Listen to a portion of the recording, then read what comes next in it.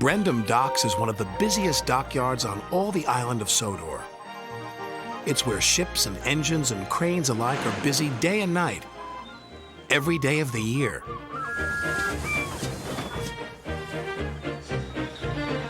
But poor Cranky the crane never gets a nap.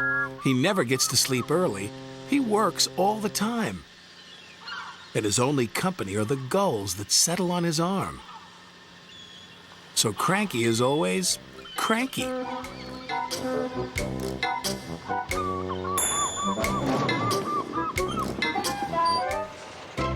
"Ahoy there, Cranky!" cried Salty. "Where have you been?" snapped Cranky. "And a good day to you too, Captain." Bill and Ben arrived for work, full of mischief. "Hurry up," snapped Cranky. "I haven't got all day." "You're no fun," grumbled Bill. "You wouldn't be fun if you were stuck up here," snapped Cranky. "So that's why you're cranky," said Bill. "You're lonely," said Ben. "I'm not," Cranky cranked. "So it's company you be needin'," said Salty. "Reminds me of a lonely old Grand Banks lighthouse keeper." "Not another one of your stories," cried Cranky. "Oh, please, Salty," they chimed. "We haven't heard it." "'Twas in the middle of a wee naughty storm," Salty began. "The likes of which you see once in a lifetime." This made Cranky very cranky, so cranky that he swung his arm around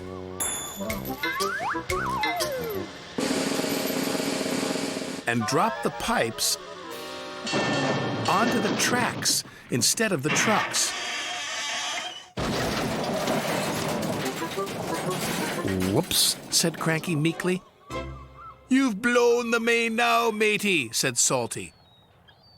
The engines were trapped. "You're gonna get into trouble," sang Bill and Ben. Sir Topham Hatt was in his office being measured for a new suit. When he heard the news, he left immediately for the docks. Sir Topham Hatt knew that any delay at the docks could cause trouble. "You have made a terrible mess, Cranky," he said sternly. "I'm sorry, sir," Cranky whispered. "You engines will have to stay here tonight until Harvey clears up this mess in the morning." Cranky's heart sank as Salty uttered those fateful words. "That reminds me of a story. It was a bitter cold winter. The brave little ship was stuck until the ice melted the next spring.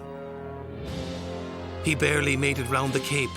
After 100 scary days at sea without a scratch, he sailed into port and crashed his bow not 15 feet from my buffers.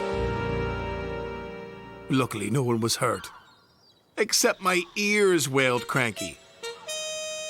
Salty spent all night telling tales of powerful storms, daring rescues, and brave little ships.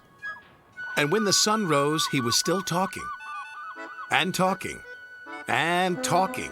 "I can't take any more," groaned Cranky. Harvey the crane engine arrived.